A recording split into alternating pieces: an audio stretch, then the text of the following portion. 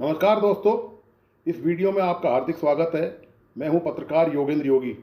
दोस्तों, आपने तुलसीदास जी का एक श्लोक सुना होगा कि तुलसी नर का क्या बड़ा, समय बड़ा बलवान, भीला लूटी गोपियां, वही अर्जुन वही बाण। तो यह जो श्लोक है, ये श्लोक आज की तारीख में महाराष्ट्र में शिवसेना उद्धव ठाकरे पर खरा उतरता है। कभी डर और आतंक की राजनीति करने वाली शिवसेना पूरी तरह से घुटनों पर आ चुकी है।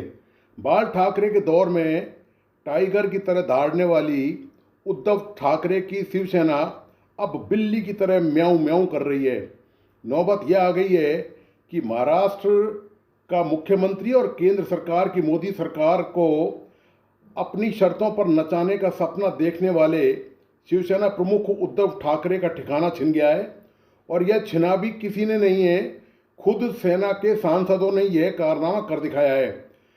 सेना के 9 में से 6 सांसदों ने लोकसभा अध्यक्ष को लिख कर दे दिया है कि उन्हें अलग से बैठने का स्थान दिया जाए। मतलब पार्टी पूरी तरह छिन भिन्न होने से के कगार पर पहुंच चुकी है।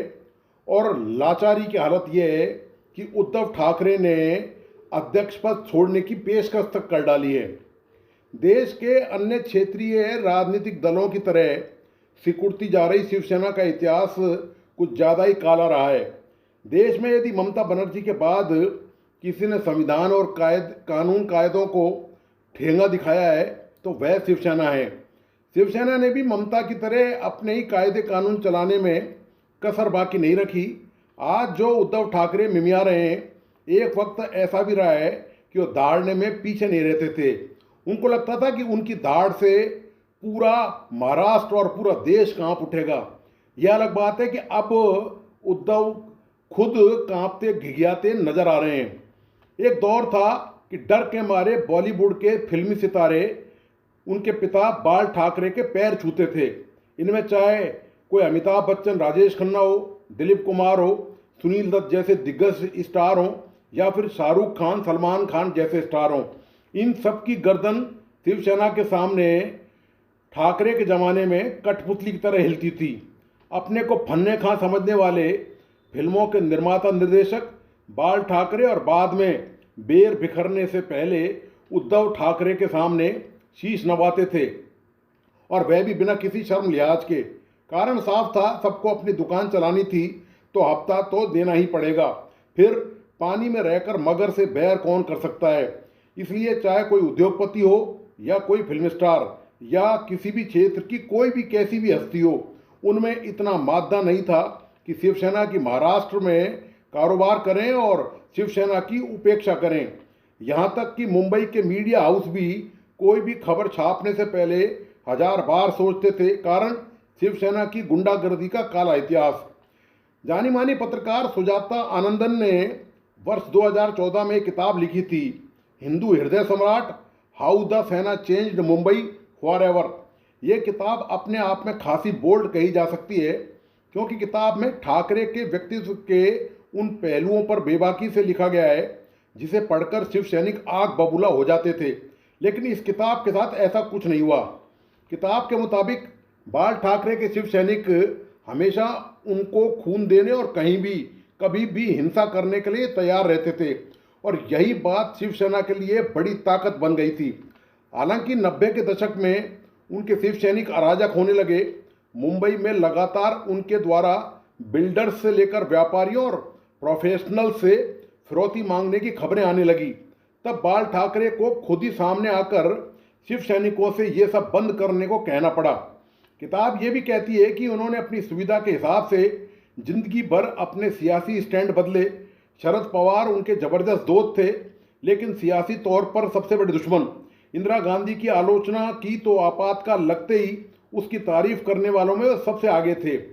लेखिका ने यह भी दावा किया कि उनकी जिस शिवसेना ने जिंदगी भर एंटी मुस्लिम का रुख अपनाया, वो उससे उलट भी दिखे। कहा जाता है कि आखिरी दिनों में उनका डॉक्टर एक मुस्लिम था, तो जब उनके बड़े बेटे बिंदु माधव की बेटी ने कथित तौर पर एक मुस्लिम से शादी की तो उनका परिवार इस पर चुप रहा। बाल ठाकरे ने बाहर से आकर मुंबई बसने वाले लोगों पर कटाक्ष करते हुए महाराष्ट्र को सिर्फ मराठियों का कहकर संबोधित किया था। खास तौर पर दक्षिण भारतीय लोगों के विरोध पर उन्होंने कई भद्दे नारे भी दिए।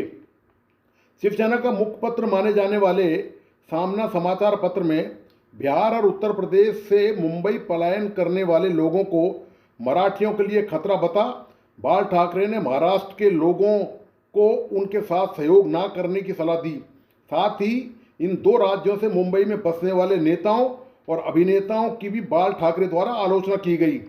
मोहम्मद अफजल की फांसी की सजा पर कोई फैसला ना सुनाने के लिए बाल ठाकरे ने तत्कालीन राष्ट्रपति एपीजे अब्दुल कलाम पर भी अभद्र टिप्पणियां की थी। वैलेंटाइन डे को हिंदू धर्म और संस्कृति के लिए खतरा बता दुकानों और होटलों में तोड़फोड़ करने के अलावा प्रेमी युगलों पर हमला, उनके साथ अभद्र भाषा का प्रयोग करने के लिए जनता में बाल ठाकरे के खिलाफ अच्छा खासा रोष भी उत्पन्न हो गया था। सचिन तेंदुलकर द्वारा भारत की तेजी से विकसित हो रही वाणिज्यिक राजधानी मुंबई को सभी भारतीयों का शहर बताने पर बाल ठाकरे भड़क उठे थे। उन्होंने सांप्रदायिक आधार पर जवाब दिया था। उन्होंने कहा था कि सचिन तेंदुलकर मराठी मानसिकता को ठेस पहुंचा रहे हैं। ठाकरे और तेंदुलकर, जो मूल रूप से मराठी थे, के बीच इस तीखी बहस ने राष्ट्रीय स्तर पर काफ़ी सुर्खियां बटोरी थी। शिवसेना का ताज नहीं मिलने पर अलग हुए भतीजे राज ठाकरे ने भी बाल ठाकरे के नक्शे कदम पर चलने की कोशिश की, किंतु दाल नहीं गली। संसद सदस्य जया बच्चन भी अपनी कथित मराठी विरोधी टिप्पणियों के कारण राष्ट्रीय विवाद में फंस गई। एमएनएस प्रमुख राज ठाकरे ने महाराष्ट्र राज्य और वहां के लोगों का राष्ट्रीय भाषा की आड़ में अपमान करने के लिए जया बच्चन से सार्वजनिक माफ़ी मांगने का आह्वान किया। डर के मारे बच्चन और उनके पति अभिनेता अमिताभ बच्चन ने सार्वजनिक माफ़ी जारी करते हुए कहा कि वे हिंदी में इसलिए बोले क्योंकि वे उत्तर प्रदेश से आए थे। शिवसेना ने शुरुआत में संजय दत्त को आतंकवादी कहा था, लेकिन सुनील दत्त ने के उनसे मिलने और मदद मांगने के बाद ठाकरे ने अपना रुख नरम कर लिया था। मुंबई दंगों पर आधारित मणिरत्नम की फिल्म बॉम्बे को ठाकरे ने रिलीज से पहले ही सेंसर कर दिया था। भारतीय संस्कृति को दूषित करने का आरोप लगाते हुए शिवसेना ने दीपा मेहता की फिल्म फायर के सिनेमाघरों में तोड़फोड़ की, जिसमें समलैंगिक संबंध दिखाए गए थे। अपने जीवन के अंतिम समय तक बाल ठाकरे ने हिंदी फिल्म उद्योग को आतंकित करना जारी रखा। उनका शायद आखिरी प्रयास शाहरुख खान की film my name is Khan पर किया गया असफल हमला था। इन उदाहरणों से आप अच्छी तरह समझ सकते हैं कि बाल ठाकरे यदि सिक्का उछालते थे तो उसकी गूंज से मुंबई का सारा उद्योग और फिल्म जगत कांप उठता था। सब हाथ जोड़कर त्राईमाम करते हुए दौड़े चले आते थे।